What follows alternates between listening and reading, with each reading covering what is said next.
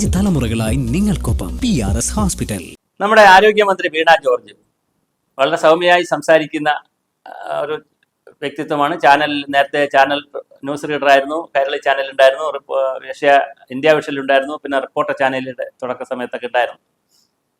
അപ്പോൾ റിപ്പോർട്ടറിൻ്റെ ആദ്യ സമയത്താന്ന് തോന്നുന്നു. എന്തായാലും അവർ മന്ത്രിയായി. ഇപ്പം 2 പ്രശ്നങ്ങളുണ്ട്. അവർ 35,000 രൂപയുടെ ബാഗാണ് കൊണ്ടു നടക്കുന്നത് എന്നുള്ളതാണ്.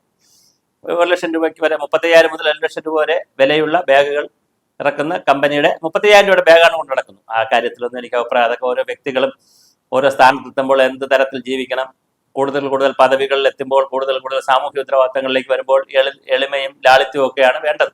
അത് അവർ തീരുമാനിക്കട്ടെ. അതൊക്കെ ഓരോ വ്യക്തിയും ഉപയോഗിക്കേണ്ടതാണ്. ഗാന്ധിജിയുടെ നാട്ടിൽ, EMSന്റെ നാട്ടിൽ, KGയുടെ നാട്ടിൽ, പി കൃഷ്ണപിള്ളയുടെ നാട്ടിൽ, നയനാരുടെ നാട്ടിലൊക്കെ ബാഗ് കൊണ്ട് നടന്നു. നാട്ടിലൊക്കെ എന്ത് ബാഗ് ഉപയോഗിക്കണം എന്നുള്ള അവരുടെ വിഷയം. പക്ഷെ ഇവിടെ അവർ സതുദ്ദേശപരമായി ചെയ്ത കാര്യങ്ങൾ തിരിച്ചടിച്ചു. കുട്ടിയാർ കൊല്ലത്ത് പോയതുപോലെ എന്ന് പറഞ്ഞതുപോലെ ആയി. എന്താ അവർ ഉദ്ദേശിച്ചത്?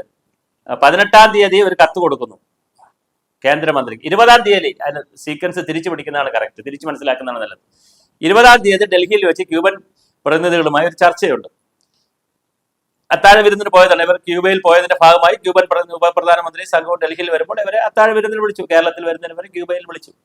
എന്നാൽ ആ ക്യൂബൻ പ്രതിനിധികളെ കേരളത്തിൽ വിളിച്ച് മനോഹരമായിട്ട് ഇവിടെ അടിപൊളിയാക്കാമായിരുന്നു ഇടതുപക്ഷ ഗവൺമെന്റിന്, വലിയ ആവേശമാക്കാമായിരുന്നു. അത് പറ്റിയില്ല.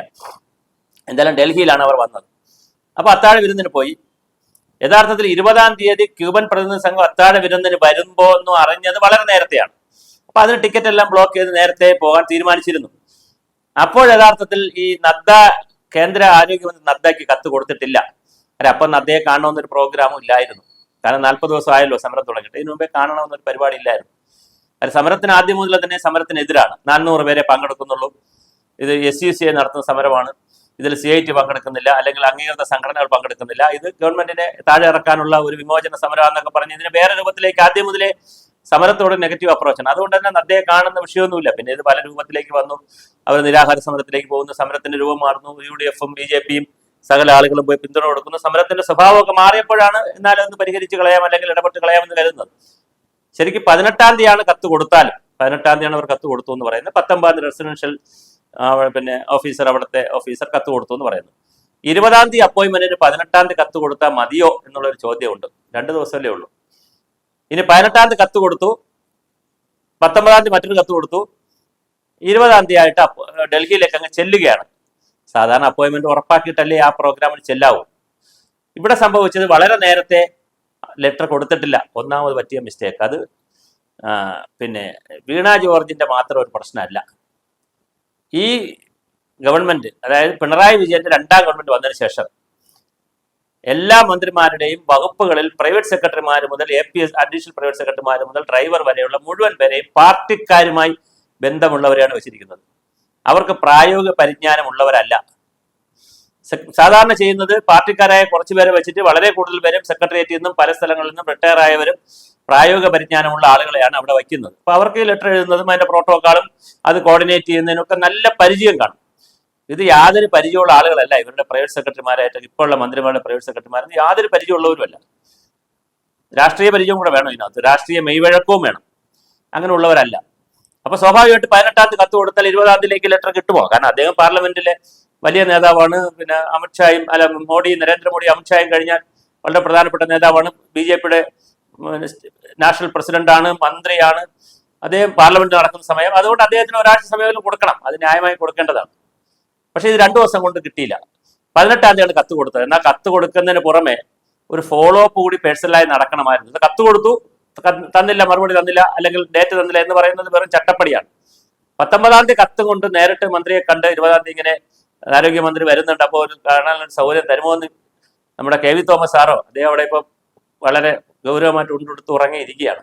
അപ്പൊ അദ്ദേഹത്തിനെയോ അല്ലെങ്കിൽ അവിടെയുള്ള മറ്റു ഓഫീസർമാർ, IAS ഓഫീസർമാരൊക്കെ ഉണ്ടല്ലോ കേരള ഹൗസിൽ, അവരെ കാര്യങ്ങൾ കൊണ്ട് 18-ാം തീയതി തന്നെ ഇവിടെ നിന്ന് അയച്ച കത്ത് നേരിട്ട് കൊണ്ടുപോയി മന്ത്രിയുടെ ഓഫീസിൽ സീൽ ചെയ്യിച്ച് മന്ത്രിയെ കാണിച്ച് അന്ന് തന്നെ ഇങ്ങനെ 20-ാം തീയതി എന്തായാലും കേരളത്തിലെ ആരോഗ്യമന്ത്രി ശ്രീമതി വീണ ജോർജ് വരുന്നുണ്ടോ എന്ന് കണ്ടാൽ സൗകര്യമായിരിക്കും എന്ന് പറഞ്ഞ് ഒരു 5 മിനിറ്റ് 10 മിനിറ്റോ അല്ലെങ്കിൽ അരമണിക്കൂറോ സമയം ഒപ്പിക്കണമായിരുന്നു. അതിനുള്ള മെയ്വഴക്കവും ഇല്ല. 18-ാം തീയതി കത്തയച്ചു. അത് അവിടെ 19-ാം തീയതി ആയിരിക്കും ഫയലായൊക്കെ അവിടെ 18-ാം തീയതി കിട്ടിയാൽ തന്നെ അത് കത്തായി ഫയലായൊക്കെ വരുമ്പോൾ 19-ാം തീയതി ആവും. 19-ാം തീയതി കത്തയച്ചു, വീണ്ടും കത്തയച്ചു, അത് ഫയലാകുമ്പോൾ 20-ാം തീയതി ആവും. ഡേറ്റ് കിട്ടേണ്ടത് 20-ാം തീയതിയിലേക്കാണ്. ഒരു കാരണവശാലും അങ്ങനെ ഒരു ഷോർട്ട് നോട്ടീസിൽ മന്ത്രിയുടെ ഡേറ്റ് കിട്ടാൻ സാധ്യതയില്ല. അല്ലെങ്കിൽ അത്രയും റാപ്പ് ഉണ്ടായിരിക്കണം. പിന്നെ ഇവര് നാത്തൂനും ചേട്ടനും മദിനിയും അച്ചമ്പിയൊക്കെ ആയതുകൊണ്ട് വലിയ റാപ്പ് ആണെന്നാണ് പൊതുജനങ്ങൾ പറയുന്നത്. അതുണ്ടെങ്കിൽ ചിലപ്പോൾ കിട്ടിപ്പോയേനെ. ഒരേ പാർട്ടി തന്നെ ഭരിക്കുകയാണെങ്കിൽ ചിലപ്പോൾ ഇത് ഡേറ്റ് ഒക്കെ കിട്ടും. ഇത് ഭരിക്കുന്നത് വേറെ പാർട്ടിയാണ്. നേരെ മണത്തെ ഇരുട്ടും നേരം രണ്ട് പാർട്ടികൾ തമ്മിൽ വലിയ സ്നേഹമാണ്. അകത്തുള്ള സ്നേഹം എനിക്കറിയില്ല, പുറത്ത് വലിയ സ്നേഹമാണ്. എപ്പോഴും അങ്ങോട്ടും ഇങ്ങോട്ടും രാഷ്ട്രീയമായി കുറ്റം പറഞ്ഞുകൊണ്ടിരിക്കുന്നവരാണ് രണ്ടു കൂട്ടരും. അതുകൊണ്ട് അങ്ങനെ ടൈം കിട്ടത്തില്ല. അപ്പോൾ ചെറിയ ഒരു പ്രശ്നമുണ്ട് ഇതിനകത്ത്, ഒരു ഹോംവർക്കിന്റെ പ്രശ്നമുണ്ട്. അത് വീണ മേഡത്തിന്റെ പ്രശ്നമല്ല. നമുക്ക് നല്ലൊരു ആരോഗ്യമന്ത്രി ഉണ്ടായിരുന്നു. നല്ലതെന്ന് പറഞ്ഞാൽ കുറച്ച് PR വർക്കൊക്കെ ഉണ്ട്, എങ്കിലും ടീച്ചർ ആൾ പൊളിയായിരുന്നു. ശൈലജ ടീച്ചർ ഒരു പൊളിയായിരുന്നു. ആ ടീച്ചറിനെ ഒഴിവാക്കി അതിനേക്കാൾ യാതൊരു അനുഭവ സമ്പത്തും ഇല്ലാത്ത ഒരു മന്ത്രിയെ വെച്ചപ്പോൾ നമ്മൾ അങ്ങനെയുള്ള ഒരാളിൽ നിന്ന് അത്രയല്ലേ പ്രതീക്ഷിക്കാവൂ. മന്ത്രി ഒരു പത്രപ്രവർത്തകയാകെ ന്യൂസ് റീഡറും മീഡിയ രംഗത്തു നിന്ന് വന്ന മന്ത്രി ഇന്നലെ ചാനലുകളോട് പറയുകയാണ്, ഏഷ്യാനെറ്റോ എനിക്ക് മനസ്സില്ല നിങ്ങളോട് മറുപടി പറയാൻ, എനിക്ക് പറയാനുള്ളത് ഞാൻ സോഷ്യൽ മീഡിയയിൽ പറയും. എങ്കിൽ പിന്നെ മന്ത്രി എന്തിനാണ് പത്രസമ്മേളനം നടത്തുന്നത്? പത്രക്കാരോട് സോറി, നിങ്ങളോട് എനിക്കൊന്നും പറയാനില്ല, ഞാൻ നിങ്ങളെ സോഷ്യൽ മീഡിയ കാണും എന്ന് പറഞ്ഞാൽ പോരെ? അപ്പോൾ ചാനലുകാരോട് കാണാൻ അവസരം കൊടുക്കുന്നു, ചാനലുകാർക്ക് ബൈറ്റ് കൊടുക്കുന്നു. അപ്പോൾ ചാനലുകാർ ബൈറ്റ് കൊടുക്കുമ്പോൾ അവർക്ക് ഇഷ്ടമുള്ള ചോദ്യമായിരിക്കും അവർ ചോദിക്കുന്നത്. ഇവരും ഇതായിരുന്നല്ലേ, ചാനലിൽ ജോലി ചെയ്യുന്നതല്ലേ, അപ്പോൾ എന്ത് ചോദിക്കും എന്ത് ചോദിക്കില്ലെന്ന് ഇവർക്ക് നല്ല ധാരണയില്ലേ? അപ്പോൾ ഇഷ്ടപ്പെട്ട ചോദ്യം ചോദിച്ചാൽ ആ ചാനൽ കൊള്ളാം, ഇഷ്ടപ്പെട്ട ചോദ്യം ചോദിച്ചില്ലെങ്കിൽ ആ ചാനൽ മോശം. ഏഷ്യാനെറ്റ് ചോദിച്ചപ്പോൾ ഏഷ്യാനെറ്റോട് എനിക്ക് മറുപടി പറയാൻ സൗകര്യമില്ല, കാരണം രാവിലെ നിങ്ങൾ എഴുതി കാണിച്ചത് എന്താണ്? അവർ പലതും എഴുതി കാണിക്കും ചാനലുകൾ. നിങ്ങൾ ഇതൊക്കെ തന്നെയല്ലേ ഇന്ത്യ വിഷയിൽ ഇരുന്നപ്പോൾ ചെയ്തുകൊണ്ടിരുന്നത്, നിങ്ങൾ ഇതൊക്കെ തന്നെയല്ലേ കൈരളിയിൽ ഇരുന്നപ്പോൾ ചെയ്തുകൊണ്ടിരുന്നത്. അപ്പോൾ നിങ്ങൾക്കിത് മനസ്സിലാവുമല്ലോ, ഞങ്ങളെക്കാളൊക്കെ സാധാരണ മനുഷ്യരെക്കാളൊക്കെ നിങ്ങൾക്കിത് മനസ്സിലാവുമല്ലോ. പത്രക്കാരെ സംബന്ധിച്ചിടത്തോളം അവരെപ്പോഴും ഒരു ആന്റി ഗവൺമെന്റ് ലൈനിലായിരിക്കും വർത്തമാനം പറയുന്നത്. അവരിങ്ങനെ തോണ്ടി പറക്കി എടുത്തുകൊണ്ട് വരും. പ്രത്യേകിച്ച് ആളുകളെയൊക്കെ ലൈം ലൈറ്റിലുള്ള ആളുകളെയൊക്കെ പല രൂപത്തിൽ അവർ ക്വസ്റ്റ്യൻ കൊണ്ട് വീർപ്പ് മുട്ടിക്കും, ചോദ്യങ്ങൾ കൊണ്ട്. അപ്പോൾ തന്ത്രപരമായ ഉത്തരം പറയണം. ഞാൻ എൻ്റെ ഉത്തരങ്ങൾ സോഷ്യൽ മീഡിയയിലേ പറയുള്ളൂ, നിങ്ങളോട് എനിക്ക് പറയാൻ മനസ്സില്ല എന്നൊക്കെ പറയുന്നത് ഒരു നല്ല ജനാധിപത്യമല്ല. അപ്പോൾ അതുകൊണ്ട് മന്ത്രി എന്ത് ചെയ്യാനാണ്? ഇനിയിപ്പോൾ ഒരു പ്രാവശ്യം കൂടെ ആകുമ്പോൾ ശരിയാവുമായിരിക്കും. നമ്മളുടെ വിധി ഒരു എന്താ പറയുക, ഒരു ഹോംവർക്ക് ചെയ്യാൻ അറിയാത്ത മന്ത്രിയും അതിൻ്റെ പോലെ ഒട്ടും ഗ്രഹപാഠം ചെയ്യാൻ അറിയാത്ത സ്റ്റാഫും ഒക്കെ കൂടി 18-ാം തീയതി കത്ത് കൊടുക്കുന്നു, 19-ാം തീയതി കത്ത് കൊടുക്കുന്നു. കിട്ടേണ്ടത് 20 എന്താണ് ഡേറ്റ്? ഒരു സാധ്യതയില്ലല്ലോ, കിട്ടാൻ സാധ്യതയില്ലല്ലോ. നമ്മുടെ മന്ത്രി തന്നെ പഞ്ചായത്തിൽ നിന്ന് താഴെത്തട്ടിലുള്ള ആൾ 2 ദിവസം കൊണ്ട് ഡേറ്റ് ചോദിച്ചാൽ കൊടുക്കുമോ? പിന്നെ കേന്ദ്രത്തിലെ ഒരു മന്ത്രിയും ഇത്രയും വലിയൊരു പ്രധാനപ്പെട്ട നേതാവും, ഒരു ഉപമന്ത്രിയൊന്നും അല്ലല്ലോ, വളരെ പ്രധാനപ്പെട്ട നേതാവല്ലേ. അപ്പോൾ അതിന് കിട്ടുക പ്രയാസമാണ്. പിന്നെ വേണമെങ്കിൽ അവർക്ക് കൊടുക്കാമായിരുന്നു. നല്ല റാപ്പോയിട്ടൊക്കെ ഇരിക്കുകയാണെങ്കിൽ ചിലപ്പോൾ അവർ കൊടുത്തനെ. ഇത് റാപ്പോയും ഇല്ല, തമ്മിൽ ബന്ധവുമില്ല, എപ്പോഴും ശത്രുക്കളെ പോലെ പെരുമാറുന്നു, ഈ കാര്യങ്ങൾ നടക്കുന്നു. അപ്പോൾ എങ്ങനെയാണ് ഇതൊക്കെ പരിഹരിക്കുക? ഗൗരവമായി നമുക്ക് ഇത് ചർച്ച ചെയ്യണം, ചിന്തിക്കണം, പരിഹരിക്കപ്പെടണം.